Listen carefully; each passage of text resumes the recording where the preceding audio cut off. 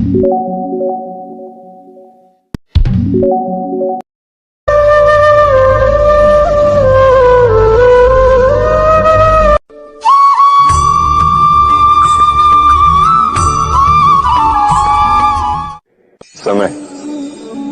कहते हैं समय से पूर्व कुछ नहीं होता, हर बात का एक समय होता है। समय से पूर्व ना सूर्योदय होता है, ना सूर्यास्त होता है। समय से पूर्व पौधों में ना पुष्प खिलते हैं, ना फल। किंतु एक बात सोचिए, यदि वर्षा आने से पूर्व किसान भूमि ना जोते, वो बीज ही ना पिरोए, तो क्या फसल उगेगी? यदि योद्धा युद्ध से पूर्व अपने शस्त्र ही ना परखे, तो वो युद्ध कैसे लड़ेगा? इसका अर्थ ये है, समय आपका जब आना है तब अवश्य आएगा, किंतु तब तक ये महत्वपूर्ण है कि आप स्वयं को उसके लिए सज्ज रखें, क्योंकि ये अवसर, ये शब्द बोलने में जितना छोटा है, ये आता भी उतने छोटे समय के लिए है और फिर निकल जाता है। अब यदि अवसर आपके हाथ आ जाए और यदि आप उसके लिए सज्ज ही ना हो, तो आपको सफलता कैसे मिलेगी? तो आप उचित समय की प्रतीक्षा कीजिए, उस अवसर की प्रतीक्षा कीजिए, किंतु तब तक निरंतर प्रयासों से स्वयं को और सक्षम बनाते रहिए, क्योंकि सफलता आपकी प्रतीक्षा कर रही है। बस उसके लिए सज्ज रहिए। राधे राधे।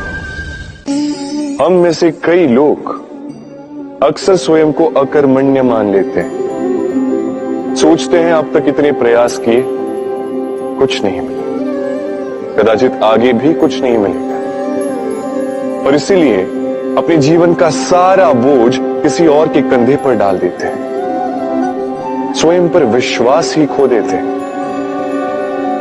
क्यों नहीं समझ पाते ये बात कि जब तक पांव में कांटा नहीं चुभेगा, व्यक्ति को ज्ञात कैसे होगा कि आगे नीचे देखकर चलना होगा। सूर्य को स्वयं जलना पड़ता है ताकि दूसरों को प्रकाश दे सके। रात्रि के अंधकार से लड़ने के लिए चंद्रमा को आकाश में अकेले चलना पड़ता है। नदी अपनी यात्रा कैसे बनाती है, अपना मार्ग कैसे बनाती है? इन चट्टानों से लड़कर बनाती है।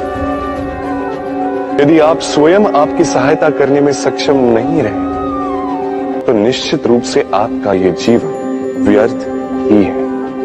स्मरण रखिएगा, इस संसार में अपने जीवन का भार अपने ही कंधों पर उठाना पड़ता है। दूसरों के कंधों पर केवल शव यात्रा चलती है, और इस संसार में जीवित वही है जो आत्मनिर्भर है।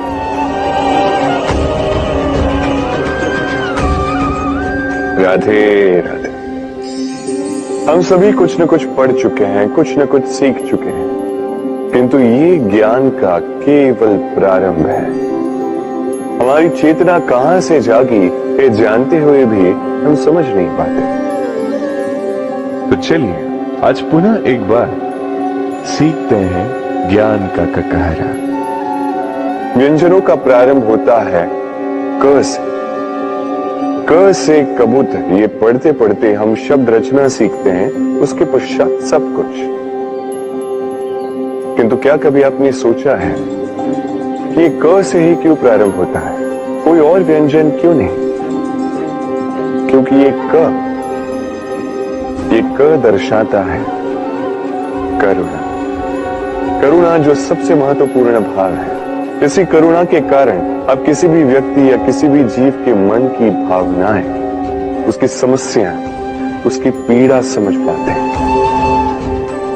करुणा ही है जो प्रेम को जन्म देती है। करुणा ही है जो विवेक को जागृत करती है।